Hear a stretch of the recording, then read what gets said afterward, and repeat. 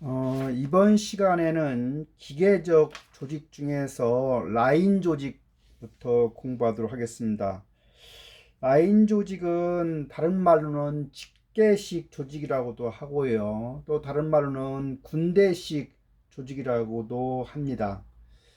라인 조직은 그 상급자로부터 하급자에 대한 지휘, 명령의 계통이 이론성을 갖는 유연성을 갖는 직선적으로 되어 있는 조직을 말합니다. 그리고 이런 라인 조직이 가장 역사가 오래된 조직의 형태라고 알면 되겠습니다. 그래서 라인 조직은 명령 일원화의 원칙을 중시하고 위계 구조를 통해서 효율성과 생산성 향상을 강조하는 조직이라고 알면 되겠습니다. 이와 같은 라인 조직의 장점을 보면 명령 계통이 단순하고 명쾌함으로 해서 어떤 책임에 관한 소재가 분명하다는 점입니다. 뿐만 아니라 그 강력한 추진력이 있고 조직의 질서나 규율의 확보가 용이하다는 점입니다. 또한 상급자의 리더십이 강하게 발휘되고 상급자는 직속 하급자가 수행하는 업무를 완전하게 장악할 수 있음으로 해서 하급자의 업무 조정이나 통제가 용이하고 의사 결정에 신속성을 기할 수 있는 점이 바로 라인 조직의 장점이 되겠습니다. 하지만 이런 장점이 있는가 하면 단점도 있겠죠. 그래서 라인 조직의 단점은 전문화의 이점을 충분히 활용할 수 없고 부문별 업무 조정이 쉽지 않고 상급자의 독선적 리더십에 따라서 하급자의 사기, 모랄이 저하될 수 있으며 그런 하급자로부터 충분히 창의력을 갖다가 발휘하기 어려운 점이 바로 단점이 되겠습니다. 또한 상급자가 하급자의 모든 활동을 지휘 감독할 수 있는 만능 관리자가 되어야 하므로 그 상급자에게는 그것이 부담이 과중될 수 있습니다. 따라서 경영환경 변화에 대응 능력이 제약되고 관리 지구가 증가하는 경향이 있다고 하겠습니다. 그 다음에는 우리가 네 번째로는 그 기계적 조직의 네 번째는 라인 스텝 조직이라고 하겠습니다. 그냥 우리말로 하면 직계 참모식 조직이라고도 하고 이 직계 참모식 조직은 어떤 명령 일원화의 원칙에 바탕을 둔 앞에서 공부한 라인 조직과 전문화의 원칙에 바탕을 둔 기능식 조직을 갖다가 혼합한 조직의 형태가 라인 스텝 조직이 되겠습니다.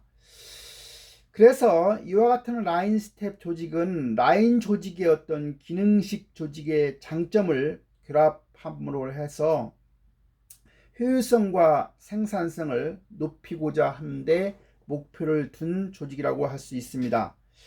라인 스텝 조직에서 라인 부문의 관리자는 명령과 집행권을 갖고 스텝 부문의 관리자는 조언적인 권한을 갖는 것이 특징이 되겠습니다.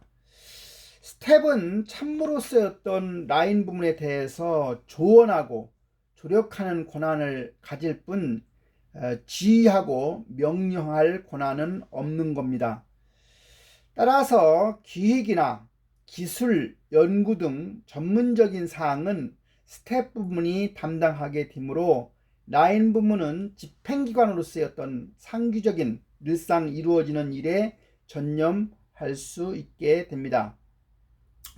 이와 같은 라인 스텝 조직도 장단점이 있겠죠. 그래서 먼저 장점을 알아보면 라인은 스텝의 권고를 받음으로 해서 라인 임무 수행에 관계없는 문제에 시간을 소비하지 않게 되고 라인은 가장 전문적인 부분에 주력할 수 있어서 일의 능률이 올라가고 소수의 강력한 인물의 능력에 의존하는 위험이 줄어들고 사업이 안정되게 운영할 수 있습니다. 하지만 이런 장점이 있는가 하면 단점도 있겠죠. 그래서 라인 스텝 조직의 단점을 보면 라인의 명령 개통과 스텝의 조언, 어떤 권고적인 참여가 혼동되기 쉽고 자칫하면 소수의 스텝 왕국이 형성될 가능성도 있다고 하겠습니다. 또한 스텝은 항상 책임을 회피할 가능성이 많아질 수 있습니다. 그 밖에 일이 전문화되면 넓은 분야에 대한 체험이 어렵고 라인과 스텝이 자신의 어떤 권한을 망각하는 경우도 커다란 문제를 야기할 수 있는 점이 바로 라인 스텝 조직의 단점이 되겠습니다.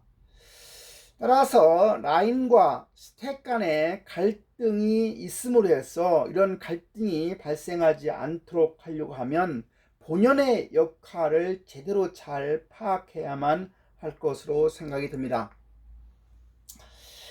앞에서 우리가 이제 기계적 조직의 4가지 조직 유형을 봤다고 하면 이제 우리가 기계적 조직에 상반되는 유기적 조직에 대해서 학습하고자 합니다. 유기적 조직, 영어로 우리가 오가닉 오가니제이션이라고 하는데요. 다른 말로는 바로 동태적인 조직이 됩니다. 이와 같은 동태적 조직이라고 하는 것은 말 그대로 상황 변화에 우리가 탄력적으로 반응하고 필요에 따라서 변형이 가능한 조직 형태가 바로 이 유기적 조직이 되겠습니다.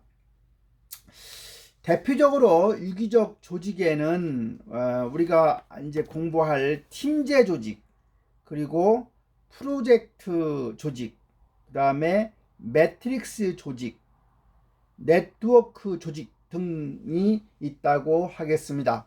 하나하나 살펴보도록 하겠습니다.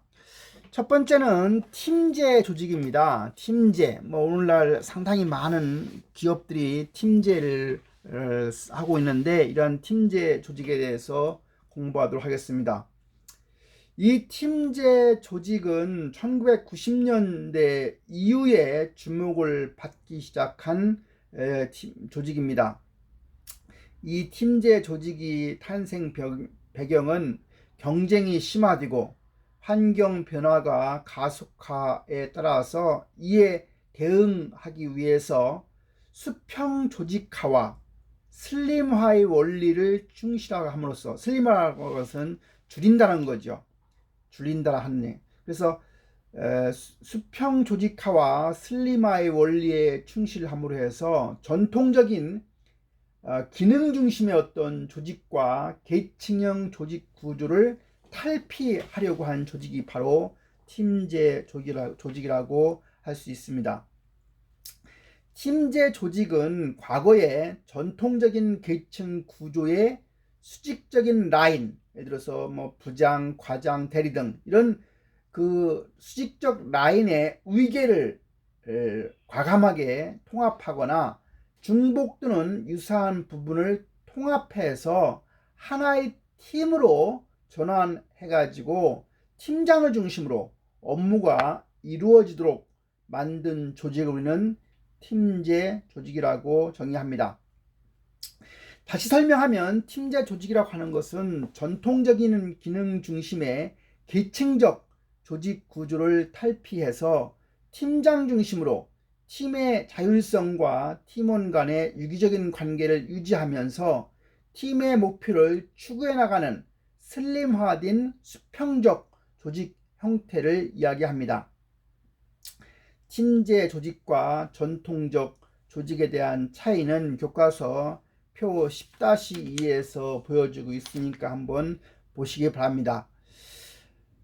이와 같은 팀제 조직은 조직의 유연성을 높임으로 해서 조직 환경의 변화에 신속하게 대응할 수 있고 신속한 의사 결정과 의사소통이 가능한 장점이 있습니다.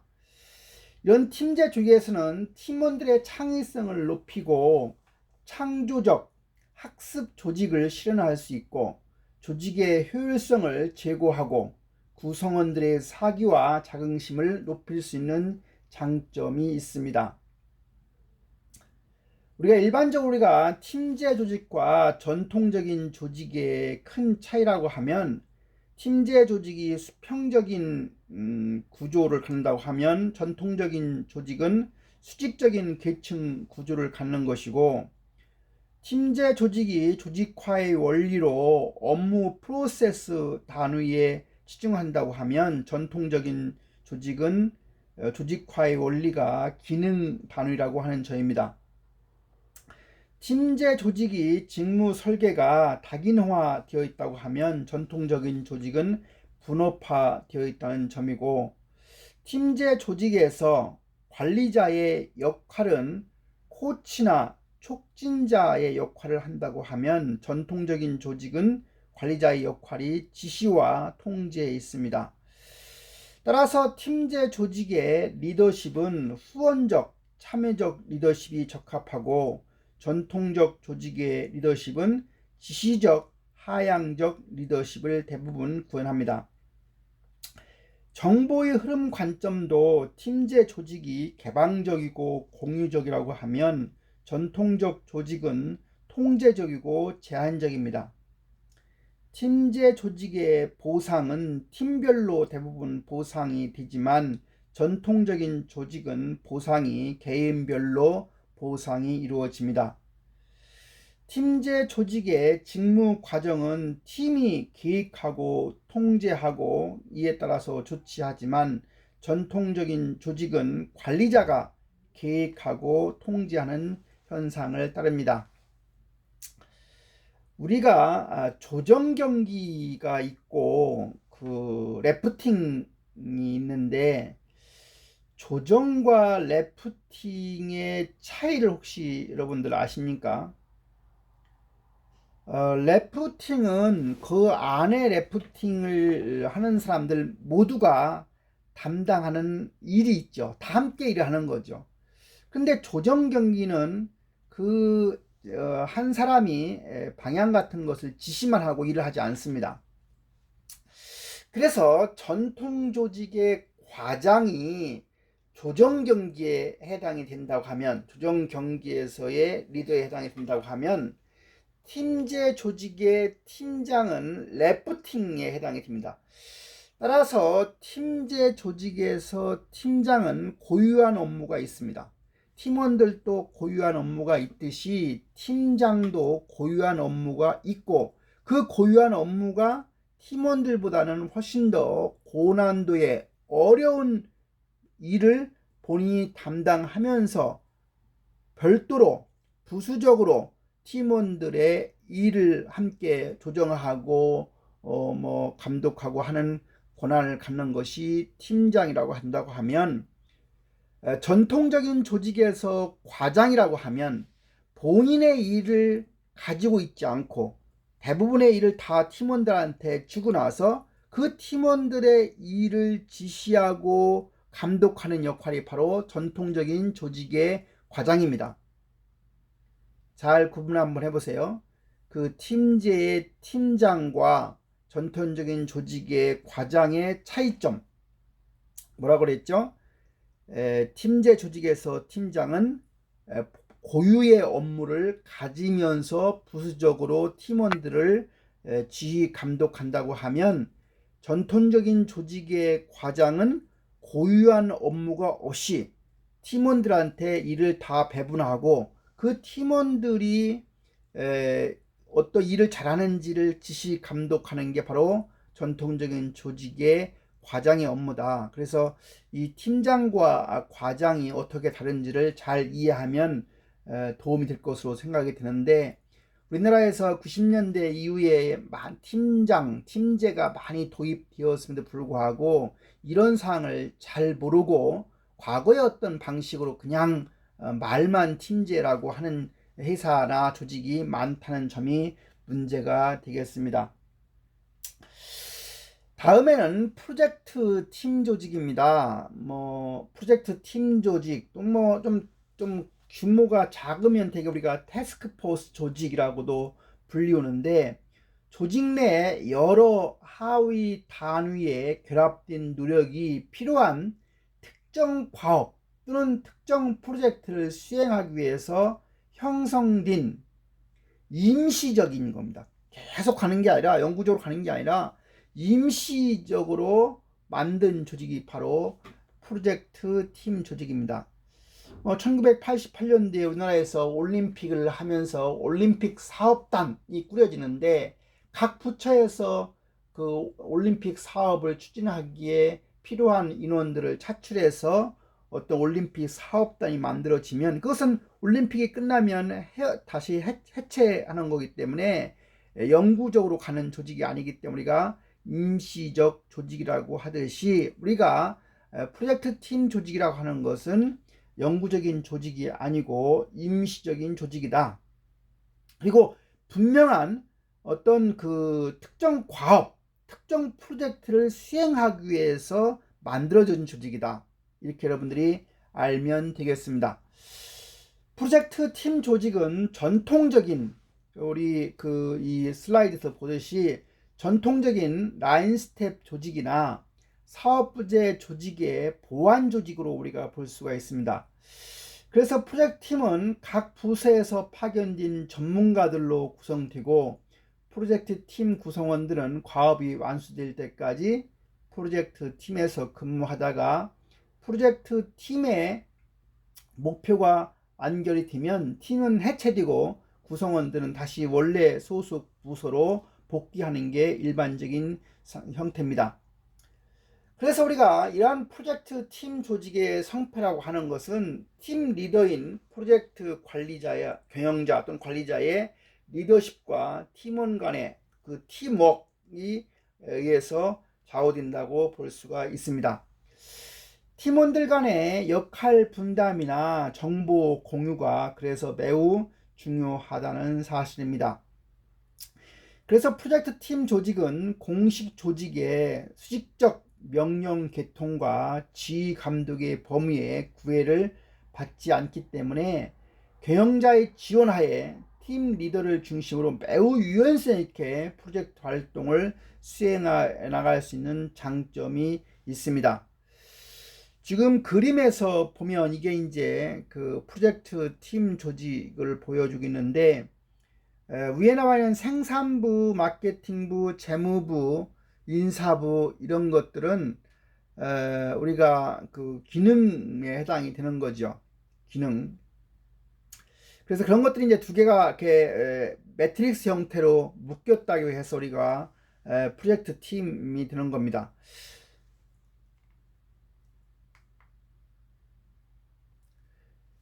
매트릭스 조직은 기능식 조직 구조의 프로젝트 조직을 결합한 형태의 행렬식 조직을 우리가 매트릭스 조직이라고 합니다. 이 매트릭스 조직 구조는 기능식 조직의 전문화 이점하고 프로젝트 조직의 탄력적이고 유능한 인력을 동원할 수 있는 장점을 결합하고자 해서 만든 조직이 바로 매트릭스 조직이 되겠습니다. 즉, 종업원들은 자신이 원래 기능 조직의 구성원으로 있으면서 동시에 수평적 성격의 프로젝트 팀에도 소속되어서 주어진 임무를 수행하는 조직이 됩니다. 프로젝트 팀 조직은 일시적, 잠정적인 조직으로 운영되지만 매트릭스 조직은 복수의 프로젝트 팀이 비교적 장기간에 걸쳐서 존속하기 때문에 영구적인 조직 형태라고 볼 수가 있습니다. 매트릭스 조직은 변동적인 환경이나 고객의 요구에 신속하게 대응하면서 구성원들의 만족도와 성과를 제고하고 조직의 기능적인 효율성과 유연성을 높일 수 있는 장점이 있습니다. 하지만 이 매트릭스 조직도 기능식 조직과 프로젝트 팀 조직의 결합에 의해서 이중적인 지휘 감독 체계에 따라서 구성원들한테 과중한 업무 부담이 된다거나 역할 갈등이 있거나 권한 갈등 등의 혼선을 야기할 수 있는 점이 단점이라고 하겠습니다. 다음은 네트워크 조직이 되겠습니다. 그래서 네트워크 조직이라고 하는 것은 조직 내부에서 수행하던 기능들을 계약을 통해서 외부 조직한테 외주를 준다는 얘기죠. 다른 말로 아웃소싱 하기 때문에 조직이 없는 조직이라고도 말할 수가 있습니다. 가장 극단적인 네트워크 조직을 말한다고 하면 본사의 기획 기능을 제외한 모든 기능을 외부의 조직에 맡기는 형태가 됩니다. 실제로 나이키라고 하는 회사가 있는데 이 회사는 전 세계 110개국에서 영업을 하는 세계 최대의 스포츠화 회사지만 본사가 있는 미국에 단 하나의 공장이 없는 예가 되겠습니다. 그래서 교과서 그림 10-9에서 이런 네트워크 조직의 모양을 보여주고 있습니다. 그거 이외에도 자유형 조직이라는 게 있습니다. 프리폼 오가니제이션이라고 하는데요. 다른 말로는 아메바 조직이라고 합니다. 조직이 생존하기 위해서 필요하면 끊임없이 형태를 변화시키는 건데 이게 이제 아메바의 속성과 닮았다고 해서 아메바의 조직이라고 합니다. 이 자유형 조직, 아메바 이 조직은 변화에 신축성이 있고 창조적으로 대처할 수가 있습니다. 이 자유형 조직은 위계, 엄격한 권한, 규칙, 명령 계통, 상하 관계의 공식화 등을 크게 강조하지는 않고 전통적인 기능별 부서가 아닌 이익 중심점이 이용된다는 특성이 있습니다. 이 자유형 조직은 구성원의 행위적인 측면이 상당히 강조되고 있습니다. 그래서 이 자유형 조직은 급격한 시장 요구의 변화에 직면하는 조직에서 유용하게 활용될 수가 있습니다. 뿐만 아니라 직권화된 통제를 하면서 실제 활동은 분권화를 시키고자 하기 때문에 컴퓨터에 의한 정보 시스템이 바로 이 자유형 조직의 필수라고 말할 수가 있습니다. 이 밖에도 사내 벤처 조직이라는 게 있습니다. 신제품 아이디를 가진 자가 사내에서 벤처 비즈니스를 설립할 수 있도록 조직 구성원의 창의력과 혁신성을 존중하는 그 새로운 조직의 형태를 우리는 사내 벤처 조직이라고 칭합니다. 이제 4절로 가서 조직 내 권한 관계를 보도록 하겠습니다. 조직 내 권한 관계는 크게 세 가지로 구분할 수 있는데요. 하나하나 보도록 하겠습니다. 조직 내 소리가 권한 관계가 설정되는 이유는 바로 각자의 직무에 할당된 책임을 완수하도록 하기 위해서입니다. 전통적으로 조직 내에 존재하는 권한은 라인 권한, 스텝 권한, 기능적인 권한 이렇게 세 가지로 말할 수가 있습니다. 라인 기능이라고 하는 것은 앞에서 잠깐 본 적이 있었는데요. 기본적으로 기업의 목표 달성에 직접적으로 영향을 미치는 기능이 바로 라인 기능이고 라인의 반대는 스텝인데요. 이러한 스텝 기능은 라인에 있는 사람들이 기업의 목표를 효율적 효과적으로 달성할 수 있도록 도와주는, 조언하거나 조력하는 그러한 기능이 바로 스텝 기능이 됩니다.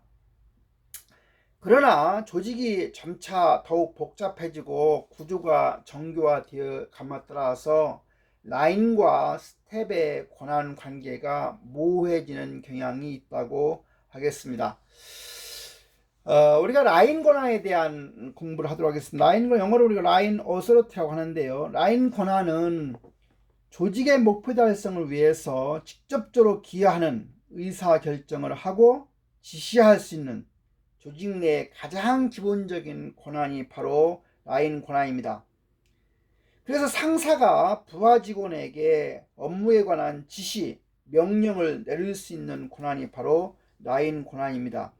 그래서 이러한 라인 권한은 조직의 최상층으로부터 명령의 연쇄를 타고 하위 계층으로 내려옵니다. 즉 라인 관리자는 자신의 직속 부하에게 명령을 내릴 수 있는 권한을 가지고, 부하는 자신이 직속 상관에게는 복종을 해야 할 의무를 갖게 됩니다. 라인 관리자는 자신의 직속 부하의 업무에 관해서 자신이 재량권 하에서 지시를 하여서 자신에게 부여진 책임을 완수하게 됩니다. 모든 관리자들은 자신이 직속 부하에게 라인 권한을 갖지만, 그렇다고 모든 관리자들이 라인 기능에 속한다고 할 수는 없습니다. 예컨대 스텝 기능에 속하는 관리자라 할지라도 자신이 직속 부하에 대해서는 라인 권한을 행사할 수 있는 겁니다. 다음은 스텝 권한, 스텝 어서리티에 대해서 설명하도록 하겠습니다. 기업의 규모가 점차 커지고 업무 내용이 복잡해지게 되면 라인 관리자들의 능력만으로는 해결하기가 어려운 문제들이 종종 생겨날 수가 있습니다. 이러한 어려운 문제가 생겨나는 경우에 라인의 업무를 지원하고 조언을 해주는 스텝 기능이 필요하게 됩니다.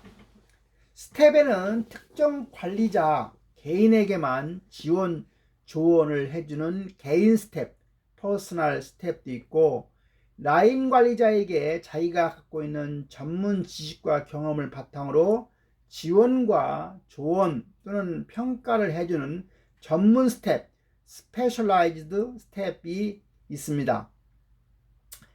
개인 스텝은 업무를 수행할 때 자신이 보좌하는 관리자의 권한 하에서만 움직일 뿐 아무런 권한을 따로 갖지는 못합니다. 반면에 전문 스텝의 경우에는 명령을 내릴 수 있는 권한은 거의 없다고 보아야 할 것입니다. 그러나 전문 스텝들은 특정한 업무에 대해서 지시를 할 수 있는 권한을 가지기도 합니다. 요컨대 라인 권한은 상위자가 명령책에 의해서 하위자에게 지시나 명령을 내릴 수 있는 권한을 말하는 것이고, 스텝 권한이라고 하는 것은 라인 관리자를 지원하고 조언해주는 권한을 말합니다. 스텝 관리자라 해도 자신의 부하에게는 라인 권한을 가진다는 점을 잊어서는 안 되겠습니다. 조직 내 권한 관계 중에 세 번째가 기능적인 권한입니다. Functional Authority입니다. 이 기능적인 권한은 잘 우리가 이해를 해야 되는데요. 기능적 권한이라고 하는 것은 특정한 과업의 수행을 위해서 자신이 지시하고 명령을 내릴 수 있는 명령 계통 이외의 구성원이나 부서에 대해서 지시나 명령을 할 수 있는 권한을 말합니다.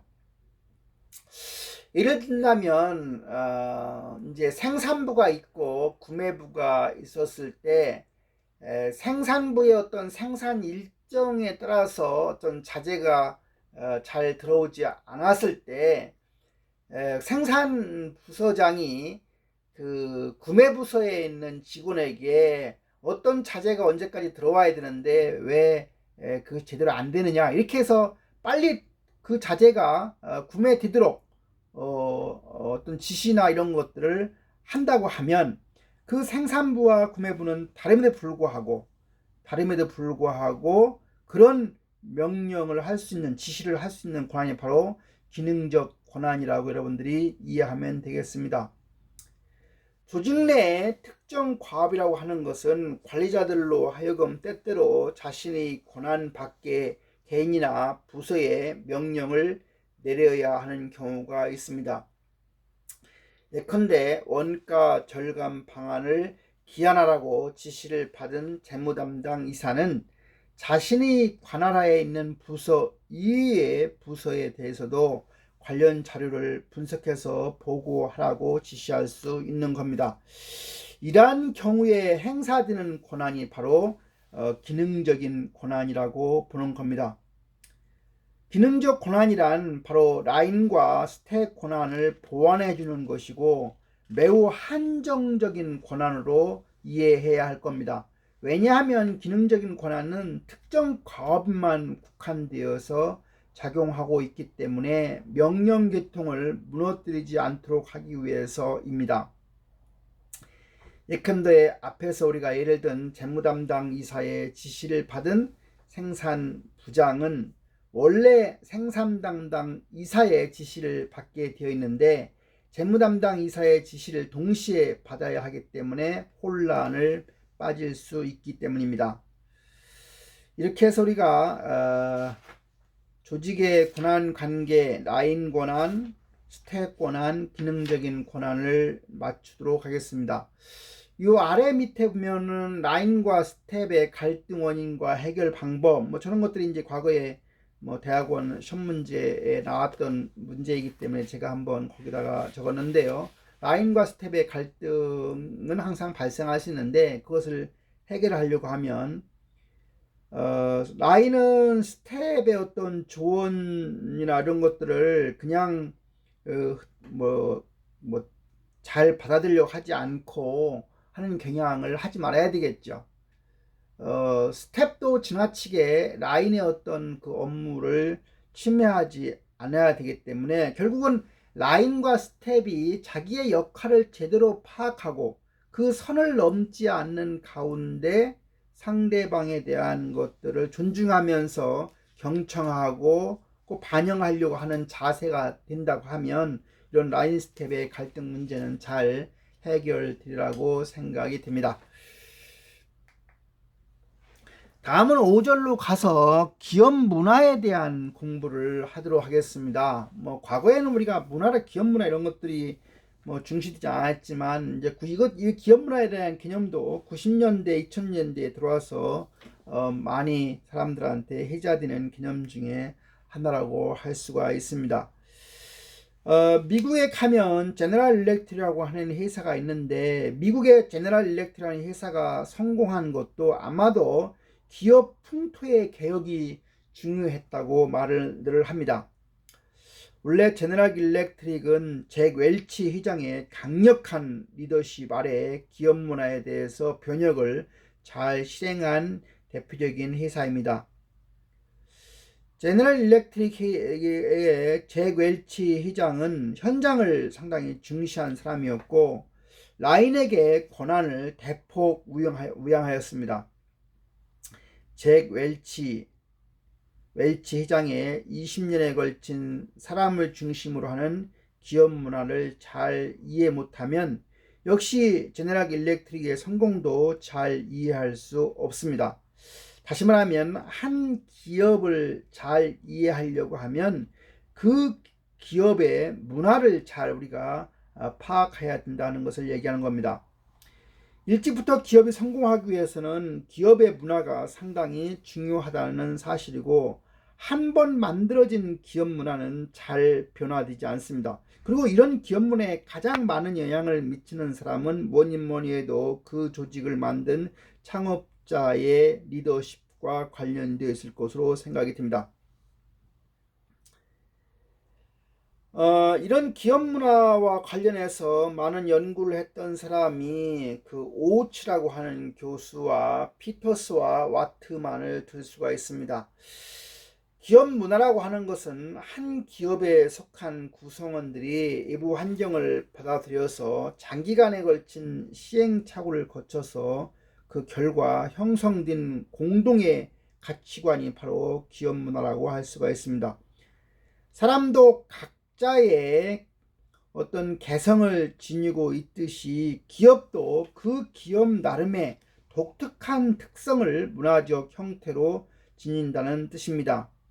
개인의 능력과 가능성을 판단하는 데 있어서 개인의 특성이 중요하듯이 기업도 그 기업의 능력과 가능성을 판단할 때 기업 문화가 매우 중요합니다. 이러한 기업 문화를 이해하기 위해서 기업 문화의 구성 요인에 대해서 이해가 필요합니다. 피터스와 와트만은 기업 문화의 구성 요인으로 7가지를 들고 있습니다. 그런데 7가지가 모두 S라고 하는 단어로 시작되어서 7S라고 일반적으로 말을 합니다. 7S 첫 번째가 공유가치, shared value입니다. 이 공유가치가 가장 중요한 역할을 기업 문화에서 수행한다고 보고 있는데, 공유가치라고 하는 것은 바로 다른 요인들을 연계시켜주는 요인으로 기업 구성원들이 공동으로 공유하는 기본 가치관과 이념을 의미합니다. 두 번째는 스트래티지, 전략입니다. 기업에서 전략이라고 하는 것은 기업의 장기적인 방향과 기본 성격을 지배하는 중요한 요인으로 보다 높은 수준의 기업 목표를 달성하기 위한 틀을 제공해 줍니다. 세 번째는 스트럭처, 구조입니다. 기업 문화에서 조직에서 구조라고 하는 것은 전략을 수행하는 데 필요한 조직의 행태와 상호 관련성을 뜻하고, 이는 기업 성과의 중요한 요소일 것입니다. 네 번째는 제도와 절차, 시스템입니다. 이런 제도와 절차는 기업의 운영과 관련된 모든 제도 및 절차, 시스템을 말하는 것이고, 조직 구조와 함께 구성원의 행동과 성과에 영향을 미치게 되어 있습니다. 다섯 번째는 구성원, 스태프입니다.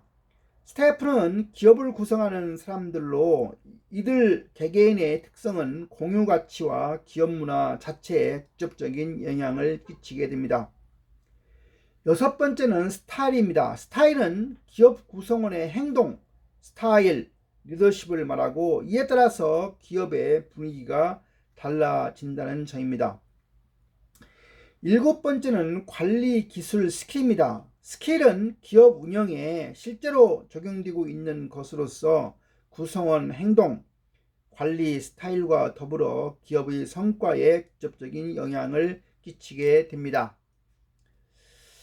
기업 문화가 이제 형성이 되어 있는데, 형성된 문화가 문제가 없다고 하면 변혁시킬 필요가 없지만, 기업 문화가 제대로 형성되어 있지 않다고 하면 기업 문화의 변혁이라고 하는 것이 등장할 수 있습니다.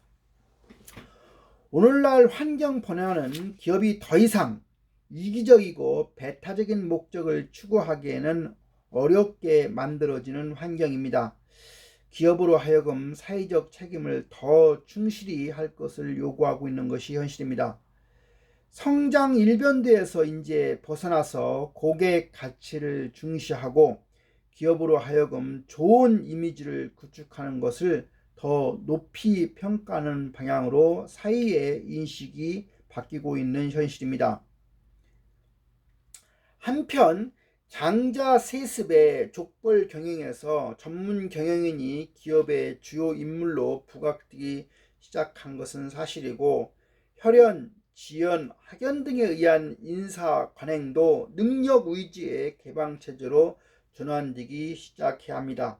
아직도 우리나라의 기업에 가면 이런 학연, 직연, 혈연 이런 것들이 아직도 팽배한데, 이런 것으로부터 탈피해야 될 것으로 생각이 듭니다. 또한 독단적, 권위지향적 리더십보다는 조화와 균형에 의한 합리성이 강조되는 분위기의 문화로 바뀌어야 할 것입니다. 더구나 조직의 구성원들도 자신의 합리적 판단에 따라서 행동하게 되어서 기업 문화에서 커다란 변화의 조짐이 일기 시작했다고 볼 수가 있습니다. 교과서 242페이지 보면 읽을 거리 두 가지를 보여주고 있는데요. 첫 번째는 사람의 이름을 기억하라 하는 얘기입니다.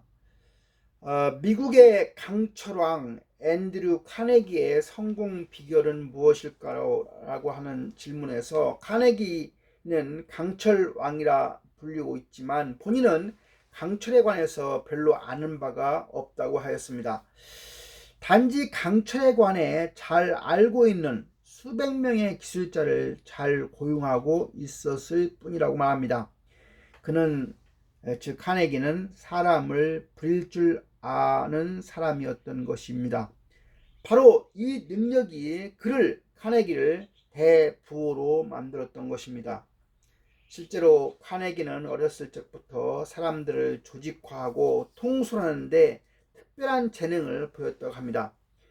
10살 때 이미 사람은 자기 이름에 대해서 비상한 관심을 갖는다는 것을 알고 이를 남의 협력을 얻는 데 적절하게 카네기는 이용했다고 합니다. 그가 아직 스코틀랜드에 있던 소년 시절의 이야기인데 어느 날 그는 토끼 한 마리를 잡았는데 그 토끼가 새끼를 낳게 되자 토끼 우리는 새끼들로 가득 차게 되었습니다. 그러자 먹이가 부족했고